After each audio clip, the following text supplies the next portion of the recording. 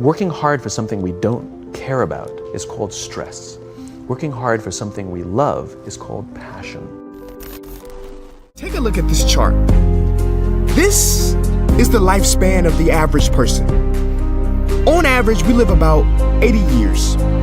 If we're lucky, we start working at about 18, and we work, and retire at about 67. Now, what does this tell you? That for better or for worse, the majority of your life will be spent at work. Do not spend that time unhappy. It's important for me to empower my children, but not only my children, but thousands of young people across the country. And education is the key for a lot of people. But when I speak at colleges and stuff, I tell people, number one thing in your world is not your education, it's your dream. So what you dreaming about, y'all? What you still dreaming about? What is God still showing you in your imagination? What are you so afraid of? Why would you not take that leap and go for it before you mess around and die? Albert Einstein said, imagination is everything. It's the preview to life's coming attraction. But guess what? Your imagination really is. It's the evidence of things not seen. Because your imagination, you know why it's the evidence of things not seen? Because you're the only one can see it. Your imagination is actually God showing you a preview of a coming attraction that he has for you. The moment you don't believe in your imagination, you negate what he got for you. Your imagination is the preview to life's coming attraction. It is the evidence of things not seen, because can't nobody see it with you. Your problem is you keep telling your imagination to the wrong people. See, if you want to kill a big dream, tell it to a small-minded person. It's dead. How many times, man, have you had a tremendous idea, something you thought was the one, and you went and told it to your loved ones and your so-called friends, and they shot it down? I mean, you was convinced that it was just, oh man, I just came to you. And you told it to them and they shot it down. And you thought since they was your loved ones and they friends and they got your best interests at heart, you believed them. You was wrong. You let them talk you out of what God got for you. Actually kind of funny, if you think of like what is education, like you're basically downloading data and algorithms into your brain. And it's actually amazingly bad in conventional education, because like it shouldn't be like this huge chore. Someone's standing up there kind of lecturing at people, and they've done the same lecture 20 years in a row, and they're not very excited about it. And in fact, I think a lot of things people learn probably there's no point in learning them, because they never use them in the future. Because a lot of kids just in school kind of puzzled as to why they're there. Because these 6 cruel hours of our lives we call school might literally be the worst use of time management ever in history. Think about it, the traditional teaching method is foolish.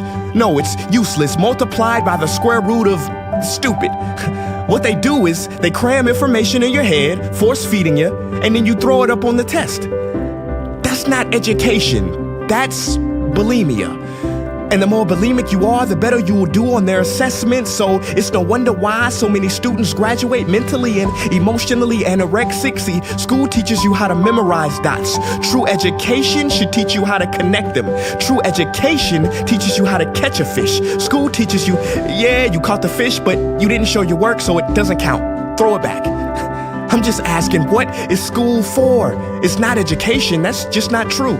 If you still think that, you might be sniffing glue. See, the word education comes from the Latin root educe, meaning bring out, i.e. bring the gifts out of a person and make them viable. But school doesn't bring out much, it just stuffs more facts inside of you. Now some of that stuff is justifiable. We need reading, writing, and some arithmetic, that's fair. But are you telling me metamorphic and igneous rocks are more important than self-care? If suicide is the third leading cause of death of ages 10 to 24, and Harvard studies suggest the biggest predictor for success is self-control and emotional health, then why the heck aren't we taught how to handle stress, bullies, or rejection? How about anxiety or depression? You know, skills we need for our entire lives. Bro, I don't even know how to cook. I'm honestly surprised I'm still alive. But hey, at least I can name all the battles that happened in the Civil War. Seriously, what is school for? Some say you need it to be successful, and that's something we do not doubt. But do you own a MacBook or iPhone? Did you know they both were created by a dropout? Are you watching this video on Facebook or YouTube? Doesn't matter which you choose, they both were created by dropouts. Ever use Snapchat, WhatsApp, shopped at Whole Foods? Well, thank a dropout. Does your home furniture come from IKEA? Okay, don't get the wrong idea. He was not a dropout. Don't be a fool. I mean, how could he drop out? Ingvar Kamprad, founder of IKEA, never even went to school. I know what you're thinking. He's just picking and choosing. There's millions who didn't go to school that aren't successful. Who is he fooling? And you're right. But open your history books and start perusing. You'll find the very people we idolize in school never really had formal and/or secondary schooling. I'm talking George Washington, Abe Lincoln. America's best presidents had zero school between them. Ben Franklin, Thomas Edison, shall I proceed? Ernest Hemingway, Mark Twain, Teddy Roosevelt, Margaret Mead. Now please, I'm not saying drop out, because some schools are great and many teachers are rare treasures. I'm saying that there's a difference between people who are smart and people who score better. I'm saying that your future is something that no test will ever measure. Even if that test begins in 3 letters like SAT, ACT, it's BS if they say those determine your LIFE. No, your destiny is in your hands. You must shape it to be great. So don't expect school to open doors, because it's more likely to slam them in your face. Sometimes I wonder about all the dreams lost in school and how much potential goes to waste. If it wasn't for music and YouTube, then I would have been just another lost case.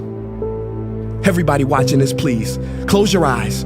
Imagine a child sitting in the back of some teacher's class in some town. He never raises his hand, he fails most of his classes, but inside of him, there is a passion. And if nurtured and brought out, will lead him to discover the cure for cancer. But you see, I'm afraid that child's gift will never come out.